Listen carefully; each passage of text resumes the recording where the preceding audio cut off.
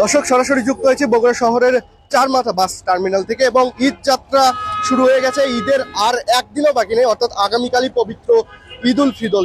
ঈদের ঠিক আগের দিন ঈদ যাত্রা কেমন হচ্ছে, শেকড়ের টানে বাড়ি ফেরা মানুষদের ঈদ যাত্রা কেমন হচ্ছে, সেই খবর আপনাদেরকে জানানোর জন্যই কিন্তু সরাসরি যুক্ত হয়েছে চারমাথা থেকে।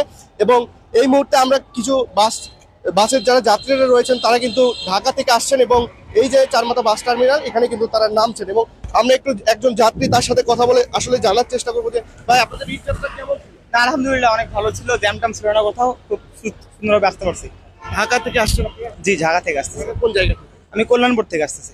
আচ্ছা, আগে যেমন যানজট ছিল এখন কি কেমন যানজট? না, যানজট তেমন ছিল না, রাস্তা পুরো ফাঁকা ছিল, খুব ভালোভাবে আসা গেছে, প্রবলেম হয় না।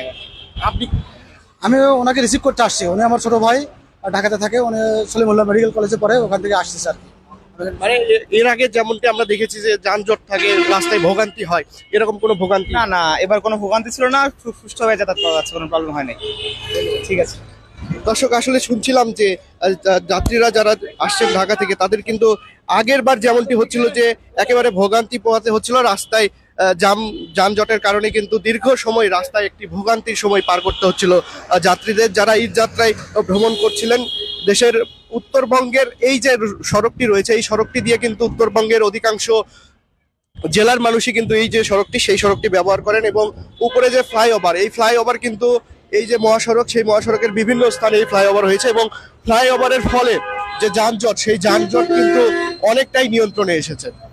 সরাসরি যুক্ত আসি বগুড়া চারমাথা বাস টার্মিনাল থেকে, আপনাদেরকে দেখানোর চেষ্টা করছি আসলে যে ঈদের যাত্রা, ঘরমুখো মানুষের শেকড়ের টানে বাড়ি ফেরা, সেই বাড়ি ফেরার বিষয়টি আপনাদেরকে দেখানোর চেষ্টা করছি।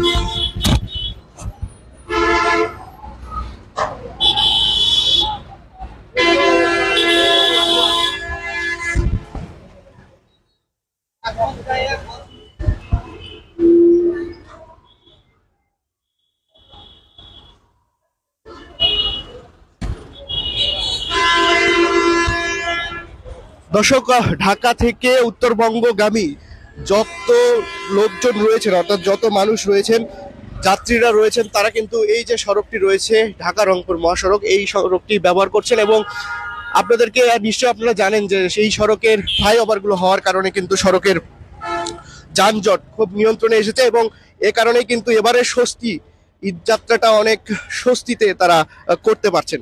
আমরা যতটুকু জেনেছি যে বিভিন্ন জায়গায় বাসের যে বাড়তি ভাড়া আদায়, সেই বাড়তি ভাড়া আদায়ের বিষয়ে কিছু অভিযোগ থাকলেও সুনির্দিষ্টভাবে কোনো অভিযোগ আমরা এখন পর্যন্ত পাইনি।